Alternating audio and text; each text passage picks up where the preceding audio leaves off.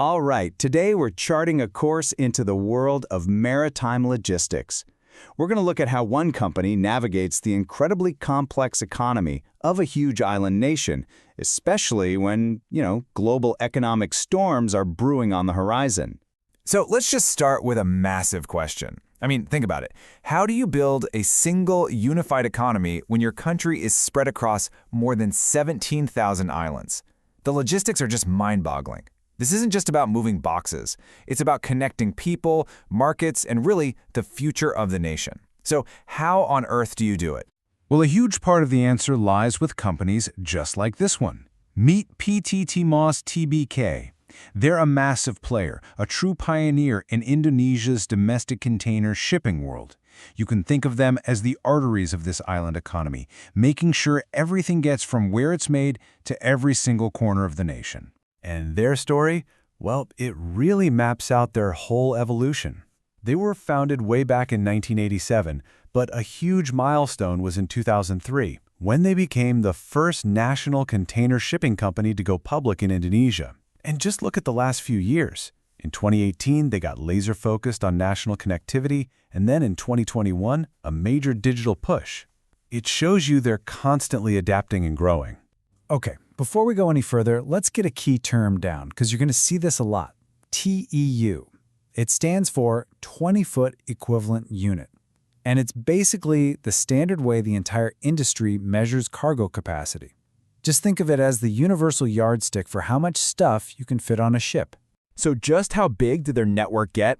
Well, by 2019, that national network strategy had expanded their services to cover this many ports all across Indonesia. 82. That is a massive footprint. It's what connects the whole archipelago, and it just shows you how critical their role in the supply chain really is. But of course, no journey is ever that easy. The last few years brought what you could only call a global economic storm. And for a shipping company, that means you're not just navigating the ocean, you're navigating some very, very rough economic seas. So, what did this storm actually look like? Well, the company's own reports paint a pretty clear picture. The whole world was dealing with post-pandemic instability, the threat of a global recession was looming, we had high inflation, rising interest rates, and on top of all of that, geopolitical tensions were making global trade weaker. This was the tough environment they had to operate in and day out. And this quote from their 2022 annual report just gets right to the heart of it. This isn't some abstract global news story. A slowdown in the economic wheels has a direct, real-world impact on their core business, which is getting goods across Indonesia. So, when a storm like that hits, what do? You can't just ride it out and hope for the best. Nope. You have to chart a new course. And that's exactly what the company's leadership did, with a very clear, multi-part strategy. Here it is, the 3 pillars of their response. First, they looked at their own ships, modernizing and expanding the fleet. Second, they doubled down on digital to make things more efficient and just better for their customers. And third, they worked even closer with the government, supporting the Sea Toll program, which is a big national initiative to keep prices stable across all the islands. And that first pillar, expanding the fleet, that wasn't just talk. By the end of 2022, the company was operating a fleet of 50 vessels. This wasn't just about getting bigger for the sake of it. It was a strategic move to carry more and be more efficient across their entire network.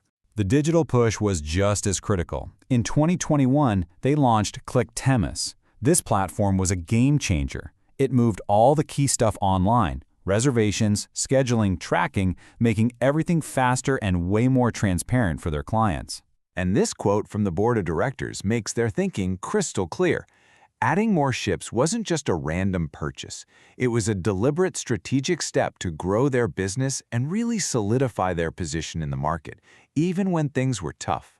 Okay, so they had a plan, and they put it into action. But the big question is always, did it work? Let's dive into the financial performance and see how they actually weathered that storm. Now, looking at the 2023 results, you see a really fascinating story. On one hand, they fell short of the super ambitious targets they set for themselves. Revenue and profit didn't quite hit the budgeted numbers. But, and this is a huge but, they were still incredibly profitable, bringing in over 814 billion rupiah in net profit. That's a lot of money. This table gives us an even closer look. You can see the gap between what they aimed for and what they got, right across the board, from cargo volume to revenue and profit. It really shows you that even with a great strategy, those tough global economic conditions had a real impact. It tempered what was still, by any measure, a very strong year. But check this out. This slide shows a different kind of success, and maybe a more important one. Because while revenue might have missed the high target, the company's actual financial health got stronger. Their debt-to-total asset ratio, which is a key measure of how stable a company is, dropped from 49% all the way down to 36%. That is a massive improvement. So what does that actually mean? It means the company got a lot more resilient. They strengthened their ability to pay off all their debts, which, let me tell you, is a powerful position to be in, especially when the economic future looks a little uncertain. But as any sailor knows, the voyage is never really over. Looking ahead, the company is already scanning the horizon, identifying the next set of challenges they need to navigate. And these are the big ones they're watching. Fuel prices, that's always a huge factor for a shipping company. Shifting foreign currency rates and interest rates can hit the bottom line.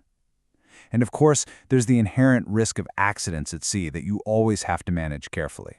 So how do they plan to tackle these risks? Well, it comes right back to that core strategy we talked about, refreshing the fleet. By investing in newer, more fuel-efficient ships, they can directly fight back against the risk of rising fuel prices, making their whole operation more sustainable. Which really brings us full circle, doesn't it? This is a company that has absolutely proven it's resilient and it's strategic.